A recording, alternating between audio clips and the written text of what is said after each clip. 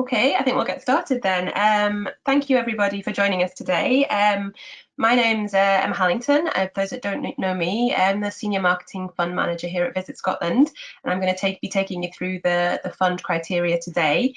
Just a couple of housekeeping rules for the webinar before we get started. This session is being recorded, however your picture won't appear on the screen at all, but we would ask that you keep your cameras off anyway. I think you're all muted on arrival, but my colleagues will be helping to mute anyone that's struggling, just to avoid any background noise and to allow everyone to hear the presentation clearly. Following the webinar today, we will share a recording with everyone that's attended, and it will also be linked from the funding page on VisitScotland.org. The main agenda for today will include a presentation by me, which will last approximately 30 minutes, and then we'll have the chance to pick up on some questions in a Q&A session at the end. We would just kind of ask you to try and keep your questions as short as possible to give me the chance to get through as many of them as possible. And if you can submit your questions via the questions box in the webinar software, that would be great, and we'll try our best to get through them. Any we don't get through today, we will send around an FAQ document with the webinar link to pick up any of those questions that we haven't answered. Okay, so I'm going to come off camera while I run through the presentation, and then I will come back on at the end to cover off the questions. Okay, so thank you again, everyone, for making the time to come along today for today's briefing. As you will know, we did launch the fund criteria for the new Destination and Sector Marketing Fund last Friday, and the fund opened for applications yesterday on the 1st of June, with the application form now available to download from VisitScotland.org on the main funding page. Today, I'm going to take you through the key points of the criteria, including the objectives, eligibility, the structure of the fund, and the levels of funding available, as well as the assessment processes that we've put in place. Now, what I just want to flag at the start of today is that this fund is very different from Visit Scotland's previous marketing fund, the Growth Fund, and it is very distinctly part of the Scottish Government Recovery Programme. This is also not a business support fund, which is the type of funds that Visit Scotland looked after at the start of the year. And the fund is also different from the Sector and Destination Operational Market Readiness Fund that we delivered at the start of the year, which focused much more on kind of core and operational costs. This is a marketing fund, and this is focused on supporting destination and sector organisations in their delivery of consumer marketing activities. Another caveat I just want to give in relation to the criteria, and in particular the eligibility and tiers section. We have tried to cover as many potential scenarios as possible and make it as clear as we can within the criteria document, but we do know that there will absolutely be specific questions and queries that groups have about their eligibility and what tier they should be applying to. We're more than happy to pick those up with conversations with you on a one-to-one basis. You can flag that question within the questions section on the webinar, or feel free to just email the fund mailbox directly, and we can have those conversations.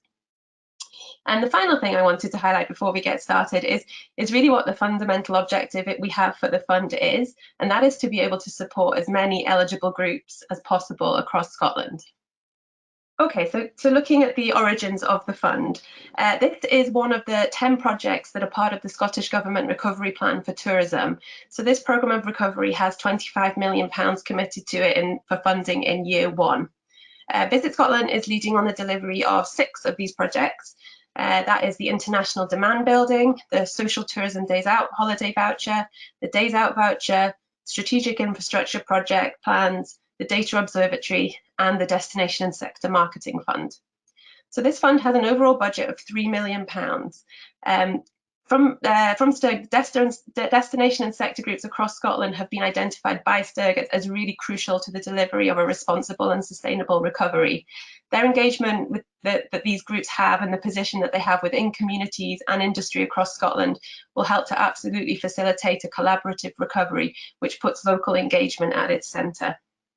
The fund also has responsible tourism at its heart, recognising the role communities should play in the future of tourism.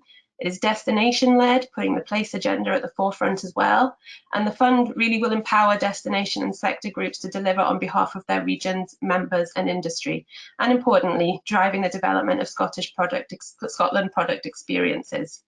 It's also a great opportunity for Visit Scotland to strengthen our relationship with these sector and destination groups across Scotland and supporting them when required, but also taking the opportunity to amplify these activities when we can. So looking at the objectives of the fund, when the initial conversations about the fund started with STIRG, the brief from STIRG was really focused on how we can best support destination and sector groups in their recovery in the short term, but also thinking about it in the context of the longer term and a sustainable recovery. Overall, due to overall uncertainty around international travel, consumer confidence being relatively fragile and reliant on things like vaccine rollout programs, that kind of thing, this has been really identified as an opportunity for that immediate recovery. And I really want to stress the word immediate there. That's why this fund has been focused entirely on the UK and Ireland market. And that also, just to flag, that is inclusive of the local and day visit markets as well. The fund is also aiming to extend the traditional season beyond the shoulder season and to position Scotland as a year-round destination for domestic consumers. So the key objectives that we have for the fund is that it's a national, substantial, coordinated marketing effort to put Scotland front of mind for domestic consumers year-round. It's a sector and destination-led approach in partnership with communities to support the rebuilding of local visitor economies, enabling organisations to extend their reach and targeting potential visitors looking for a domestic holiday, and also facilitate the development and packaging of Scotland's tourism product into world-class visitor experiences that are aligned closely with long-term responsible tourism objectives to ensure a sustainable recovery. So moving on to eligibility and the funding tiers. When we were designing the fund, we wanted to create a fund that was as inclusive as possible for destination and sector groups in Scotland, whilst also having to balance that with the kind of due diligence and governance that has to operate across any public funds. As the awarding body, it's imperative that we were able to carry out any due diligence and finance checks on any organisations that we award money to. As I mentioned earlier, what we've come up with, we hope to cover off the majority of scenarios for the types of organisations that can apply, and we've identified 4 of these. These are incorporated organisations, legally constituted groups, local authorities, and tourism business improvement districts. So the way that's defined in the criteria is applicants will be required to be incorporated organisations listed on Companies House or legally constituted groups to allow for formal business checks to be carried out. Local authorities who are working with tourism industry businesses and groups that are the lead for destination marketing and promotion for their region may also apply, and applications will be considered from tourism business improvement districts. We've included local authorities to ensure that areas that don't have their own DMOs are not excluded. As I've mentioned, we need to be able to carry out business checks and due diligence on any organisations that apply, and these types of organisations that we have identified will allow us to do that. You will also have seen in the criteria that business improvement districts are not eligible to apply. The rationale, the budget for this fund has come from the Scottish Government tourism pot and is ring-fenced for tourism and sector destination groups. And although we are fully aware that some bids do include members from businesses from the tourism sector, tourism is not the main focus of them as an organisation, so that's why applications wouldn't be considered from them. So looking at the funding tiers that we've broken them down to. Now, what I should say, for across all tiers, there is no match funding required for this fund. So this is 100% intervention. We're not expecting any groups to have to come with match funding across any of the tiers. So tier 1, this is our one with the largest scale awards. This is the City Region Awards Programme. This is our largest tier. It is open to the 7 cities. One award will be available per city. Multiple awards from cities will not be accepted, and it's just worth flagging that. What's really important across this tier and all of the tiers is that applications must demonstrate collaboration with strategic partners and stakeholders within their destination or city region. The city region proposition will enable city propositions to include that kind of city plus messaging, so covering off those wider city regions. But just to flag at that point as well, what that does not then do is exclude those wider city regions from coming to the fund in tier 3, for example. If we were to talk about the example of Stirling would be an option. So Stirling as a city, they would maybe want to promote their City Plus messaging, including the likes of kind of Loch Lomond or potentially the wider Forth Valley. Now that would then not preclude those two areas coming to the fund separately. What we're looking for and what the kind of key to all applications is the visitor proposition that groups come up with. So we would expect it to be a very different visitor proposition coming in from Loch Lomond to what Stirling was including as its City Plus messaging. So it's really important to make that distinction, as those kind of geographical crossovers are kind of not quite as important, because it is all about the proposition.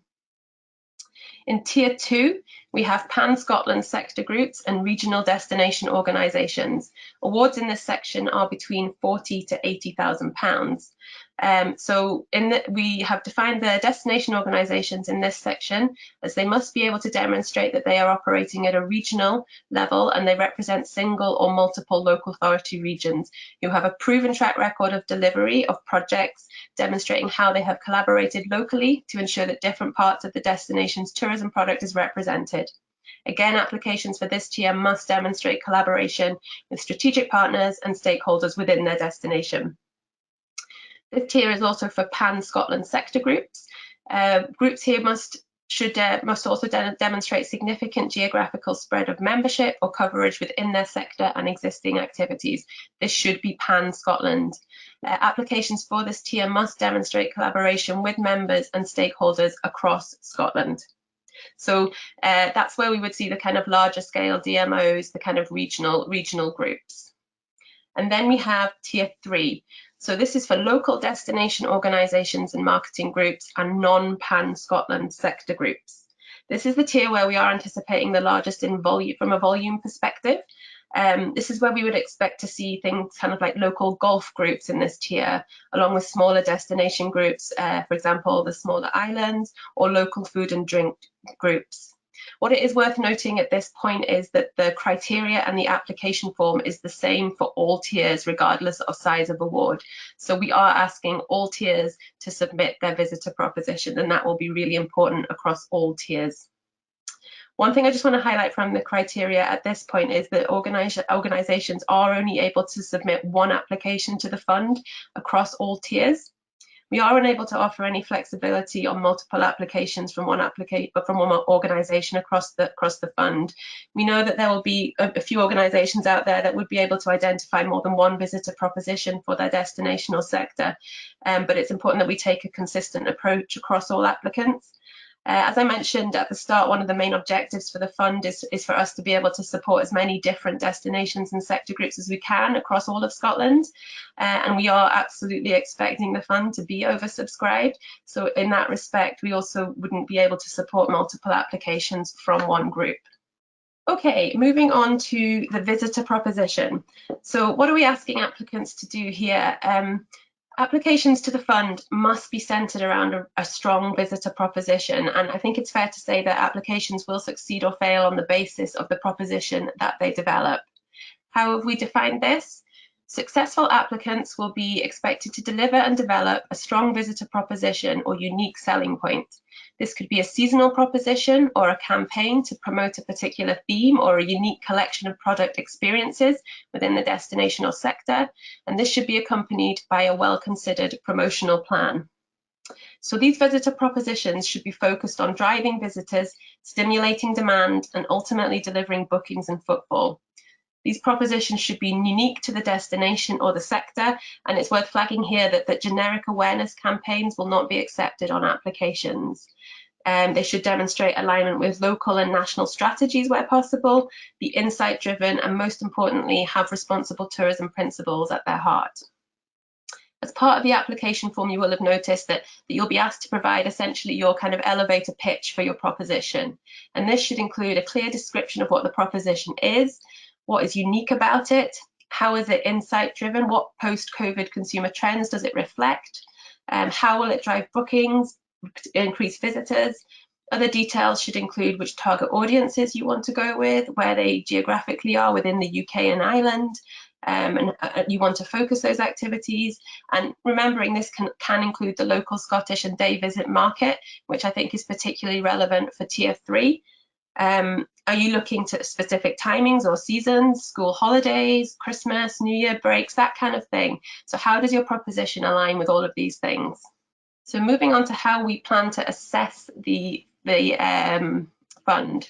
We've identified five different assessment criteria, and we've weighted these accordingly as to how they will be scored. We have strategic alignment and collaboration, which has been weighted at 25%. Responsible tourism focus, which has also been weighted at 25%. Insight driven, another 25%. And then we have objectives and measurement at 15% and viability at 10%. So just to go into a bit more detail about what we mean in relation to each of the assessment criteria. In particular, now looking at strategic alignment and collaboration. So this has a 25% weighting within the scoring. This needs to be reflective of the Scotland Outlook 2030 strategy, and we've pulled out two particular strands of that strategy. That is the thriving places, which is creating and developing a sustainable destination, bringing community, industry, and visitor needs and vision together. Demonstration of consultation with and support from the local community for marketing campaigns specifying how the project will benefit the community. So it's really bringing through that really strong community-led approach, which also is reflected in the responsible tourism principles as well. The other strand is memorable experiences. So it's about providing and thinking about your proposition to be in an authentic and memorable experience, demonstrating that the products and experiences being promoted are appropriate for recovery marketing activity and aligned to consumer insights, and emphasizing the unique and compelling reasons to visit the destination. So what do we talk about? What do we mean when we talk about kind of wider collaboration and alignment? This should come through in your application about working with other strategic partners in your area and groups and organisation. This is really important to ensure there's no duplication in propositions that are coming forward from different groups, making sure you're aligning with any regional strategies if they are in place, and also potentially the Visit Scotland themed years as well is another way that you could align that activity. I think when we're talking about community engagement as well from a sector perspective, it's thinking about your community in a kind of wider context, as well as, you know, obviously the local communities, but also thinking about your members across the sector as your communities and engaging with them and you know, making sure that the activity that you're doing is the kind of activity that they need and they're looking for as a sector. Whilst the fund, as I've mentioned, is 100% intervention, so no match funding is required, applicants are invited and encouraged to demonstrate collaboration with local partners. So this could be, for example, working with product providers like HES or NTS, or travel operators like ScotRail or any LNER, and this collaboration could be in the form of budget or just in-kind support. So that would be a welcome addition to any application. It's not a requirement, and it won't be detrimental to any application if that's not included. Okay, so then we have responsible tourism focus. This has a weighting of 25% as well. It's really important that the propositions that people are submitting are reflective of these responsible tourism principles.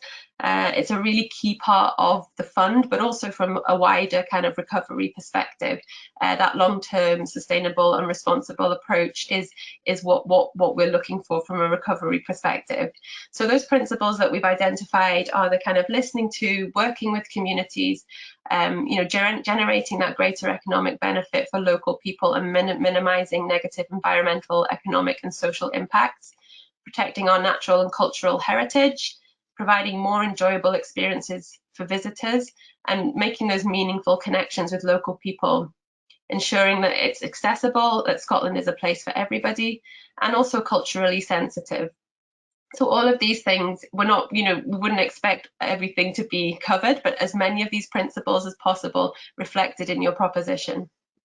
Okay, so insight driven, again, that's 25% weighting, and it is mentioned throughout the criteria, and it's something we've asked all applicants ensure their visitor propositions are based on. But what do we mean by that? Our insights team have produced a number of different trends papers to help groups to understand what are these post-COVID consumer trends. What are people looking for in a travel market as now? You can find a list of these papers on the main funding page, and it's pulling out trends like localism, authentic experiences, workations, which is obviously a new thing with everyone working at home these days, voluntourism, long weekends, wellness. So there's a real choice, and it's really kind of to help steer you towards what those trends are. You'll also find in those documents things like navigating the new normal, experience and proposition, inspiration, emotional drivers, what are the market possibilities for these. So it's really kind of to give you a steer on how these trends can be translated into propositions and experiences, and just to give you as much guidance as possible on that. We have about 6 of those papers online just now, with the rest of them to come in the next week or so. So just keep an eye on the website for them. But there's a lot of information there. And if you do have any questions about any of them, please just reach out to us via the fund mailbox. Okay, so the next one is objectives and measurement. This has a weighting of 15%, and this is in relation to your kind of promotional plans that sits behind your proposition. So these objectives that we're looking for, they should be focused on stimulating demand and promoting specific experiences. Again, just the flag, general awareness will not be considered. We're looking for SMART objectives. We're looking for achievable and measurable objectives. And in the application, you will be required to detail what these objectives are and how you plan to measure them. Viability is the final assessment criteria. That is weighted at 10%. So what we'll be looking for here is just evidence that there's sufficient resource within your organisation to deliver that project. It's worth flagging here as well, though, that you can use up to 15% of the overall budget that you are awarded for project management, that which can help you with delivery of the project. Okay, so moving on to types of activity. So once a group's come up with their proposition, what types of activity are we able to fund? Well, the first thing to highlight is the target market. I've already mentioned this, but just to reiterate, this fund is entirely focused on the UK and Ireland markets. And this relates back to the objective I mentioned around that immediate recovery. Again, flagging again, this is that day visit and local market as well. So that can be part of the mix when you're making your plans. So types of activity we're looking for, it's things, your content creation, the standard video, photography, editorial, influencer marketing, media visits, digital itineraries, podcasts, that kind of content creation. We've included website enhancement, but not development. Now, we are aware that, some groups may not have kind of websites that offer the functionality that required for whatever promotional campaign activities they're looking to do. We're happy for those enhancements to be made to any websites, but not kind of full development. So we would just suggest that development can't be the focus of any application, but it can be included if required. We've got obviously promotional activities, which are kind of paid media buys. Again, we want these to kind of be able to demonstrate measurable impacts. So we would look for these to, be predominantly digital, but that's not to say the kind of content partnerships or working with media or press ads is something that we wouldn't consider. If it works for your campaign and you think it's relevant for the type of audience you're looking for, we'd be more than happy for you to include that. There's the option which comes up as well, which is to buy into Visit Scotland's partner opportunities when they are available. So this will be looking at our kind of autumn campaign activity and what opportunities there will be to buy into them. And then, as I mentioned previously, the project management side of things. So up to 15% of your full award can be used towards project management fees. So what do we not cover? We don't cover core or repeated marketing costs, standalone event marketing, capital costs, for example, core staffing costs and equipment. Also just flagging that full-time employees can't claim the project management fees either. We don't cover new app development and also business development activities. So that really just goes back to the fact that this is a consumer marketing fund. Okay, just on the final part of the application process. In order for your application to be reviewed and assessed as quickly as possible, it's really important that you submit the correct supporting documentation along with your application form. So just to run through that really quickly, we're looking for a copy of a bank statement that must be from a named account for the organisation that is applying for the fund. That to include account name, account number, and sort code and bank address. you will need to submit a copy of your audited accounts for the year 2019-20. We do know that some organisations out there are relatively new and may not have those accounts available for that year.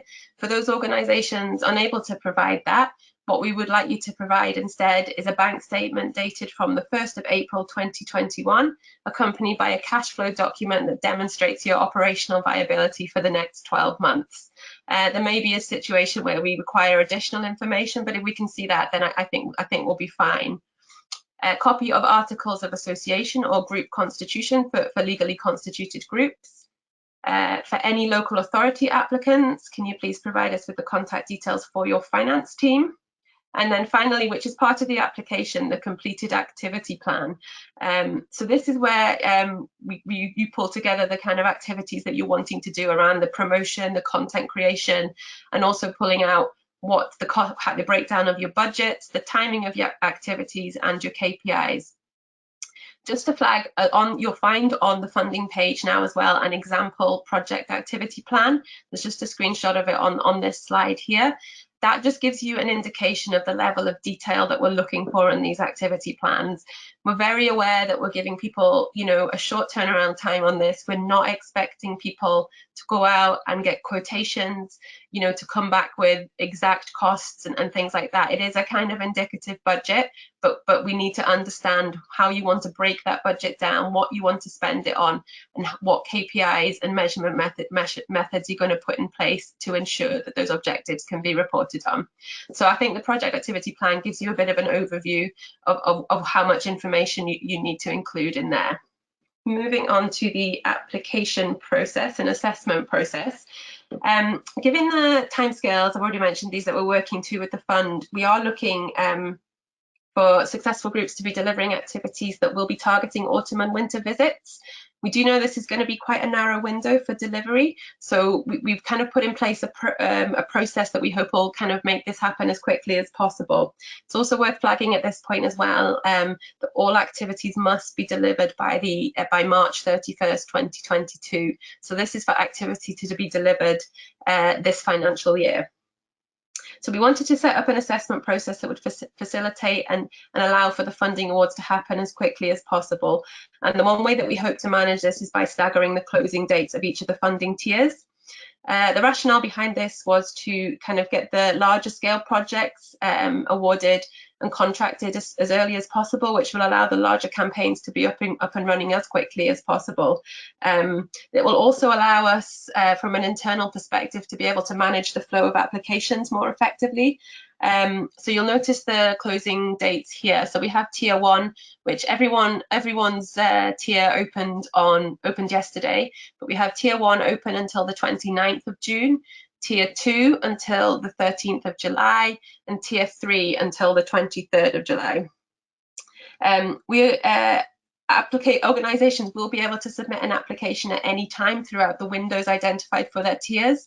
We're going to be operating rolling assessments and rolling panels, so the sooner groups apply, in theory, the sooner they will be assessed. But just importantly to flag, we are not operating the fund on a first come, first served basis.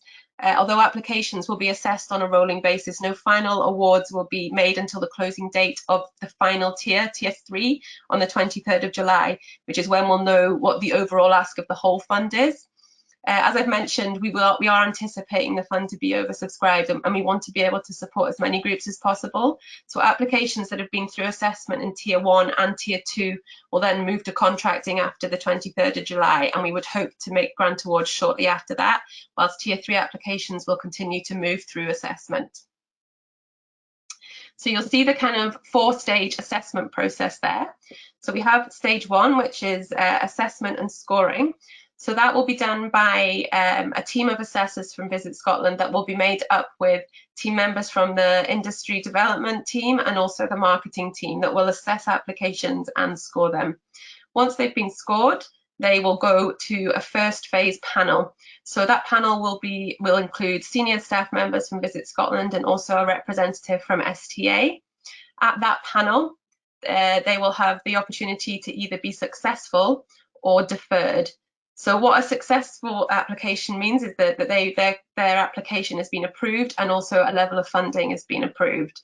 If an application is deferred, that group will have the opportunity to have one round of feedback from the fund team or from your regional director, and will have the opportunity to resubmit to the second phase panel. The reason we've done this is that we are quite conscious that, you know, if we think about growth fund, those groups that have delivered growth funds before, we do a lot of work with groups prior to application. That's just not possible in the timeframes we have here, and we want to, you know, support as many groups as possible. So that's why we're kind of giving the opportunity to resubmit via a second phase panel. Again, that second phase panel will have senior Visit Scotland staff and also a representative from STA. It's at that point that an application will either become successful and move through to contracting, or they'll be rejected. So we are operating an appeals panel process as well as part of the fund. There will be 2 avenues for appeal as part of the fund. When an organisation submits an application, and if they're at the assessment stage and they are identified as not eligible via the criteria of types of organisation, they will be rejected at that point, but will have the opportunity to appeal that rejection. There will also be an opportunity to appeal your second phase panel rejection. But once the appeals panel has made a decision, then that decision will be final. So once we get past appeals panels and the second phase panel, it'll be grant awards and contracting. Now, it's worth flagging as well for the awards that are the larger scale awards, there will be 2 payments, but the smaller scale awards, we will just you will get a full payment up front. Okay, so moving on to next steps. I realize that's a lot of information. Everything I've talked about today is in the criteria document, but just the key things just to flag at this stage. Obviously, applications have opened. Take the time to read the application form alongside the criteria.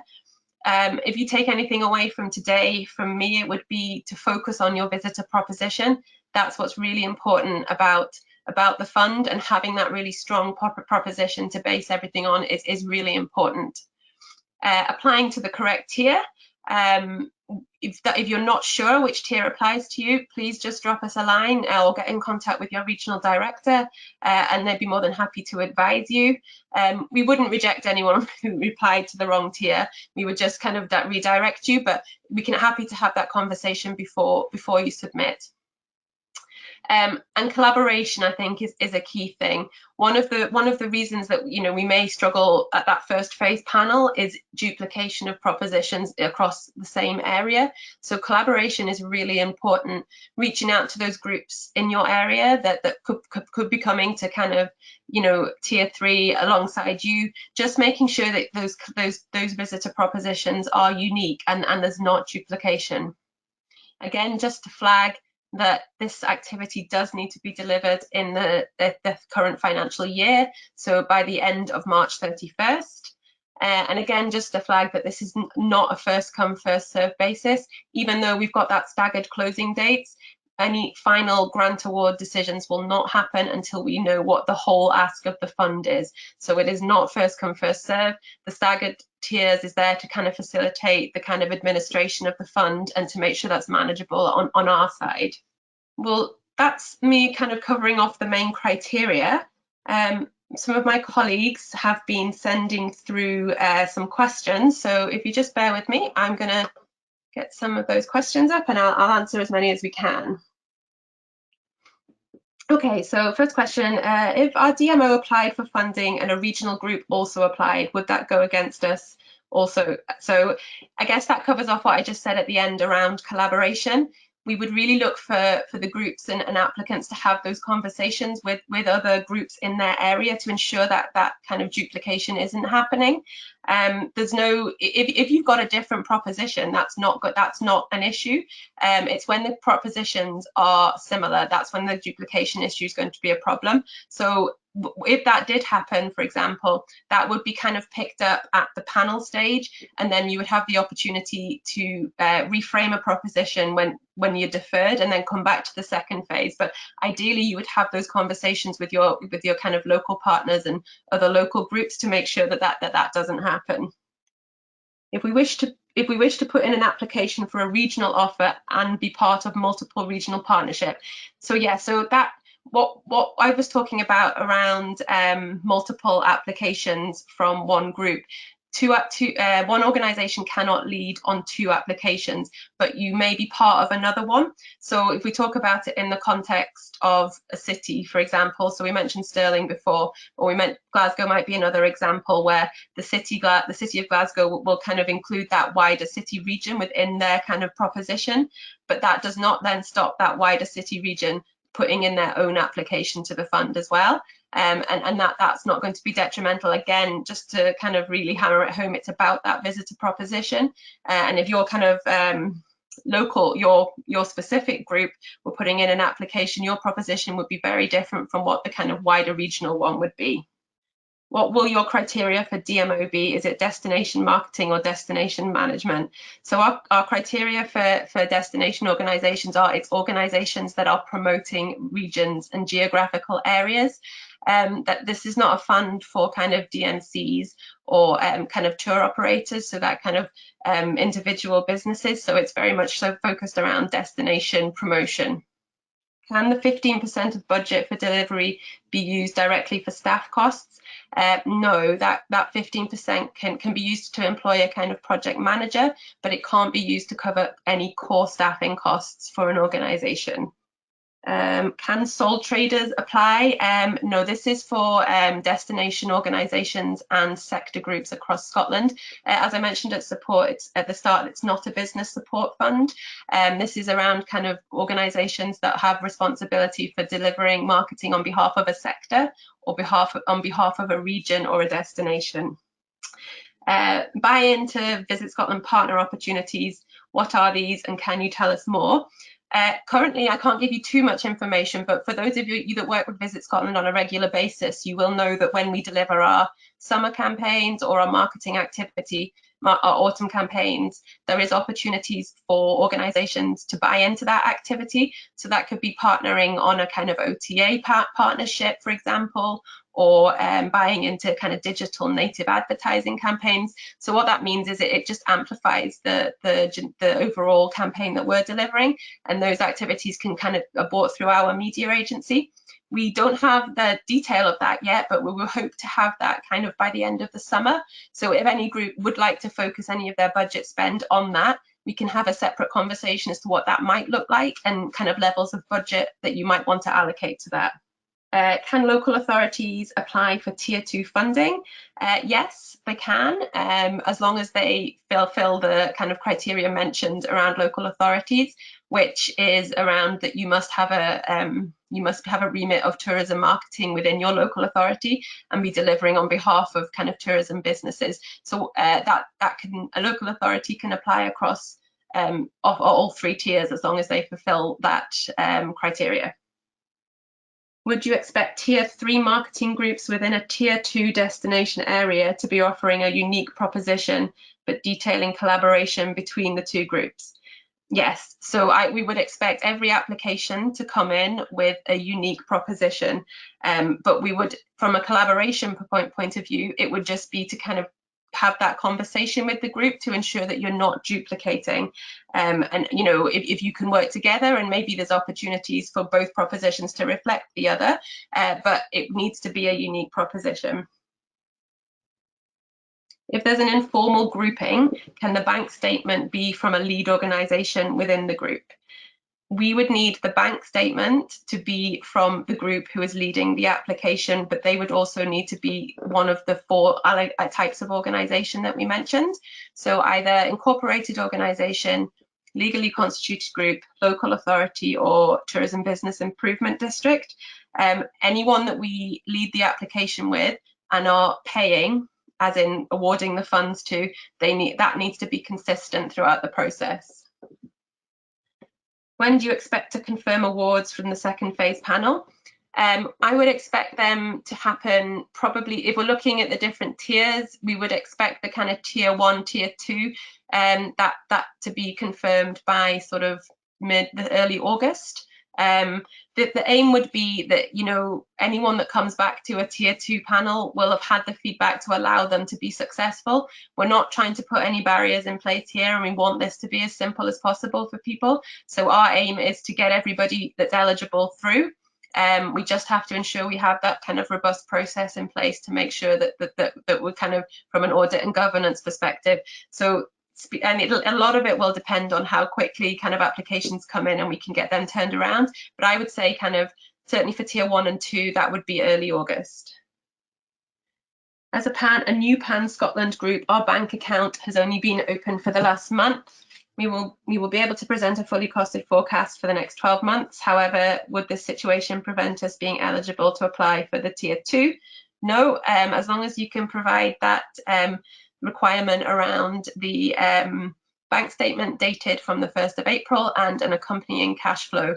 What we need to see essentially is that your organisation is operationally viable for the next 12 months for us to be able to award funding to you. So that won't matter as long as you can provide that information, and yeah, you can still apply to tier 2. Is reporting to be completed by the 31st of March? The activity is to be completed by the 31st of March, and I would anticipate kind of final campaign reports to come after that. So it's just the activity has to be delivered by the end of March. Will similar funding be available in future years?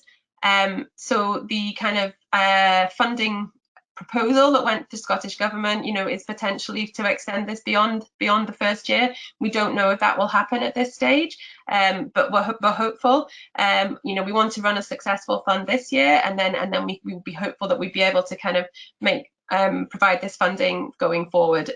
We all know that recovery is a long-term strategy. It's not something that's going to be delivered in the next kind of 6 to 9 months. So we are hoping long-term for this. I can't confirm whether that will be the case at the moment. Are there any procurement rules around engaging a marketing agency to deliver?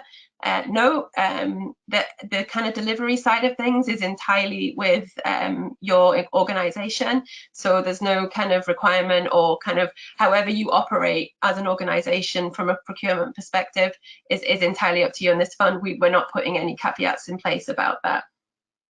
Does the proposition have to be brand new, or can we evolve and reinforce an existing proposition if it fits the remaining criteria?